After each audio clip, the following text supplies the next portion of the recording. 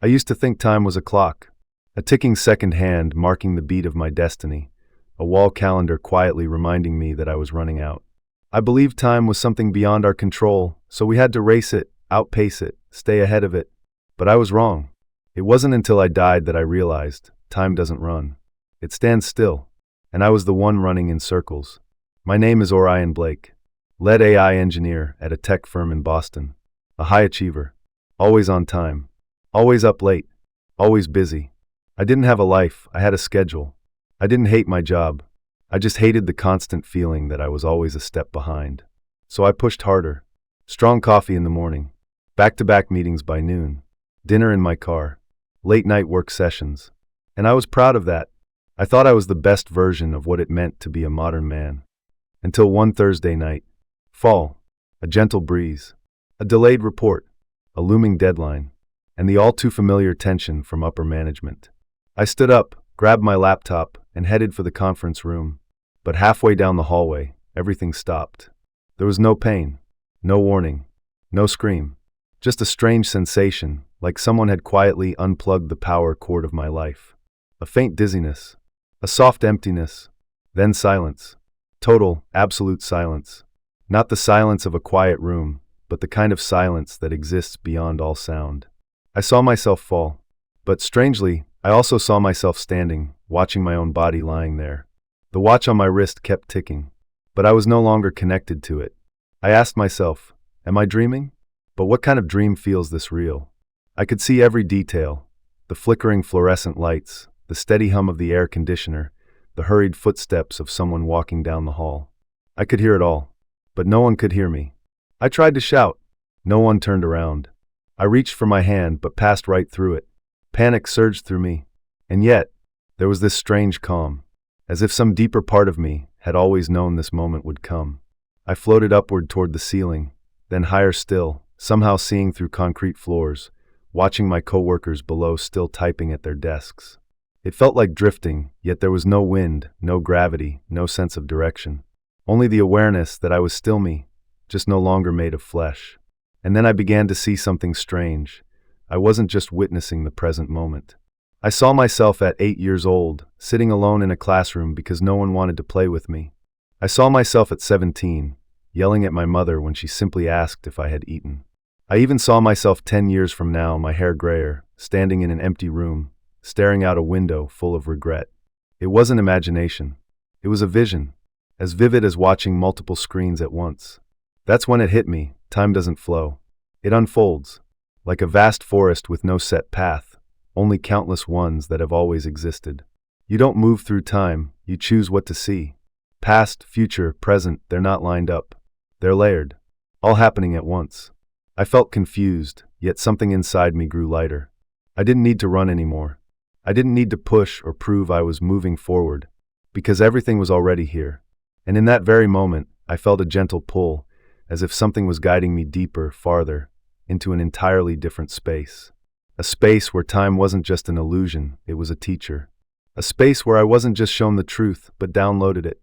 And that truth changed the way I see life forever. You think you're living in the present? In the next part, I'll show you what I saw, that the past isn't behind you, the future isn't ahead of you, and the now is not what you think it is. I didn't know where I was going, but I wasn't afraid. There was no body to weigh me down, no heaviness, no sense of waiting. Just a soft, quiet movement, as if I were being wrapped in an invisible current of light and gently carried along. There was no direction, yet I didn't feel lost. No sound, yet everything seemed to be speaking to me. I realized I was no longer in the kind of space I'd always known. I had entered a realm that defied naming. It wasn't a place, and it wasn't a moment in time. It felt more like a layer of consciousness. Everything around me lacked solid form. It was light, color, and emotion. I didn't need eyes to see, ears to hear, or a mouth to speak. I perceived everything through thought, through a depth of presence so complete that there was no distance between me and what I was experiencing. Then suddenly something opened, like a massive door of memory being flung wide. I saw my entire life unfold before me, not in order, not as a timeline, but through feeling. What I had forgotten, what I had buried, what I once thought didn't matter, all of it surfaced with more clarity than any photo I had ever taken. I saw myself at 4 years old, standing behind a door, holding my breath while my parents argued. I saw myself at 12, the moment I first realized I was different, and how hard I tried to fit in just to feel loved. I saw myself at 26, choosing silence over apology, and in doing so, losing someone who once mattered deeply. But what surprised me wasn't the fact that I was seeing those memories, it was that they were happening. Not as recollections, not as in the past, but as a living present in a way the human mind can't grasp through linear logic. I wasn't standing in front of a flowing timeline. I was drifting in an ocean where every moment was a droplet of water, and I could touch any drop, at any time, from any place. I touched a moment in the future me, sitting alone in a white room, sunlight filtering through the curtains, holding an unsent letter in my hand. I felt regret, but I also felt peace, because somehow I knew, even in that moment, I could still change it. With a single thought, by realizing that the future isn't a destination, I'm heading toward a possibility waiting to be activated. That's when I began to understand. Time doesn't flow. It exists, all of it, right now. We don't move into the future or leave the past behind. We simply shift our consciousness, like tuning the dial on a cosmic radio. And whichever frequency we align with, that's the one we live in. The future doesn't decide the present. It's the present that invites different futures to unfold. I am not the result of time. I am the storyteller of it. I felt a stream of light flowing through me, not hot, not cold, just pure and gentle, so gentle I nearly dissolved into it. I was no longer me, in the way I had always known. I became part of everything. No boundaries, no labels, only presence. I felt loved in a way no human language could ever describe. A love that asked for nothing, expected nothing, required no explanation. A love that existed simply because I existed. And in that moment, I heard something not with my ears, but with the whole of my soul. You are living in every moment. Not because time is passing, but because you are choosing. The question is not where you are, but whether you are truly present. But that was only the beginning. Because right after that, I was led into an experience beyond anything I could have imagined. A place where I wouldn't just see the truth about time, but the truth about myself. And that truth hurt more than I expected. I didn't know where I was drifting, but I could feel myself sinking deeper into something ancient, yet entirely new. It wasn't as if I was being taught anything. It felt more like I was remembering something I had known long, long ago. A strange and overwhelming sensation rose within me, not an epiphany, but a return. A return to something that had always been there, just waiting for me to be still enough to hear it. The light around me no longer radiated outward. It became dense, not blinding or brilliant, but deep, warm, and vast like an ocean of consciousness. Within it, I didn't see a shape or form, but I felt a presence. A living awareness that could think, could love, could reach me without needing any shape at all. I didn't hear a voice, yet I understood everything. There was no language, yet meaning poured into me, clearer than anything I had ever read or heard in my life. I felt like a tiny cup submerged in a boundless sea of truth. Time is not something you have to keep up with. The presence impressed upon me. It's something you created to learn about choice. I was stunned. I had always believed time was a fixed framework, a line from point A to point B, before, after, next. But now I saw it differently. Time isn't a stream, it's a field. Like a magnetic field or radio waves, always present, surrounding everything, ready to appear the moment your consciousness aligns with it. Every moment exists, forever, but you only experience the ones you choose. And as if to prove it, I saw different versions of myself unfold before me. One version had become a college professor, living simply, writing psychology books. Another had joined the military, returning home with damaged legs but peaceful eyes. Another was a father, unemployed, yet holding his child close each night with love. They were all me. None of them was more right than the others. They were all real potential truths. And what brought me to this reality wasn't fate. It was the frequency of consciousness I had chosen to send into the world. Time, I realized, is the result of a soul learning to remember itself. When we're afraid, we flee into the future. When we regret, we stay stuck in the past. But when we become present, we touch all of it. No one is drifting through time. People only lose connection with themselves. And in that disconnection, they stop experiencing time. They only feel pressure. I felt my entire energy body begin to vibrate, as if syncing with a higher layer of awareness. I saw it clearly. My past hadn't died. It was alive in every cell of my being. And the future wasn't some distant event. It was a wave, waiting for me to step into alignment. And the moment I realized this, I became the one who chooses. No longer swept along. No longer a victim of time passing. I was shown that humans weren't born to measure time. We were born to perceive life. Each moment isn't a checkpoint on a straight-line journey. It's a doorway into the soul. And only when we are truly present do we see what's behind that door. Not possessions, not accomplishments, but love and lessons and truth and freedom. You are not imprisoned by time, the light whispered through me like a breeze. You're only held back by the thoughts you haven't yet released. And I began to cry, not with tears, but with a kind of recognition, a kind of release I had never known before. There was no longer any need to rush, to race, to chase what we call the future. I didn't need it anymore. Everything was already here. And the only thing that mattered was to be present. Fully, truly present. But the truth, even when beautiful, can still hurt. Because what came next wasn't just a revelation about time. I was placed right at the center of what I had always feared most, the choices I had made. And this time, I couldn't look away. I thought it was over. That I had seen the truth, had experienced nonlinear time, had understood how consciousness shapes reality. But it wasn't. What came next left me breathless, not from fear, but because it was too real. A field of light opened before me. Not blinding, not overwhelming, but deep like the eyes of someone who once loved me and then walked away. I was drawn into a space without walls, without a floor, without any boundaries. And yet, within it was the entirety of a human life. My life, not in the form of memories, but as emotions. Each moment was a vibrating thread, carrying the reverberations of everything I had ever said, thought, or done to others and myself. I began to watch my life, but it wasn't like watching a movie. It was like flowing through a river of feeling. Every action I had ever taken, I didn't just witness. I became the one who was affected by it. I saw myself at 11, teasing a girl because she stuttered. I laughed. The class laughed. But now I felt her shame, as if it were happening to me. I felt her heart race, her hands clenched beneath the desk, her eyes dropped to the floor, and the emotional scar that kept her from speaking in public for years afterward. I saw myself at 22, lying to end a relationship. I watched her cry. But this time, I didn't just see, I became her. I felt what it was like to be left without an answer, without closure.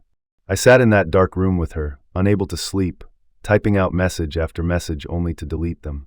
I felt the hollow ache I had caused. Something I had done, and forgotten. I used to think, I never did anything terrible. I had never committed a crime, never thrown a punch, never blatantly betrayed anyone. But in this place, in this field of light, I saw it clearly. The small things I once dismissed as harmless had left invisible wounds that would echo through someone else's life. And that was what hurt. No one judged me. No one shouted. But when truth is experienced through the heart of another, it doesn't need judgment. It undoes you all on its own. I fell to my knees. Even in a realm without gravity, I felt the weight of it all pulling me down. Not because I was being punished, but because, for the first time, I truly saw. I saw others. I saw myself. I saw that everything I had ever done hadn't disappeared. It had stayed, echoing through the universe like the lingering vibration of words left unspoken. I asked, why do I have to feel all of this? And the answer came instantly, not as a voice, but as a wave of knowing that pulsed through me. Not so you will be judged, but so you will understand. And from that understanding, you can choose again. I understood. This wasn't punishment. This was a gift, a chance to become aware, to awaken, to finally step out of the role I had blindly played for so long. I remembered how many times I had focused only on myself, how often I thought I was doing well, when in truth, I was just running from the fragments I'd left behind. And now, I couldn't look away. I couldn't pretend I didn't know, because I had touched someone else's soul. And every touch word, every silence, either healed or wounded. And then something strange happened. I no longer felt disgust or condemnation toward myself. Instead, I felt a light surrounding me, gentle, steady, comforting. It didn't say, you were right. It didn't say, you were wrong. It simply whispered, you've seen it now. And now, you can choose again.